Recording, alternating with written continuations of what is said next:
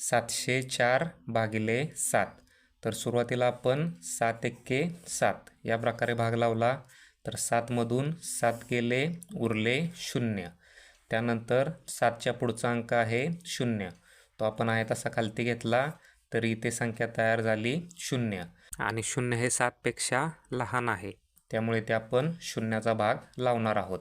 म्हणजे 7 0 0.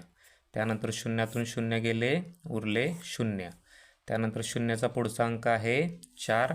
तो आपण खालती घेतला तर इथे झाले 4. आणि 4सुद्धा 7पेक्षा लहान आहे, त्यामुळे परत इथे आपण शून्याचा भाग लावणार आहोत. त्यामुळे 7 0 0. परत इथे उरले 4. त्यानंतर इथे पॉईंट घेतला, त्यामुळे इथे आपण 0 देऊ शकतो. त्यानंतर 7 5 35.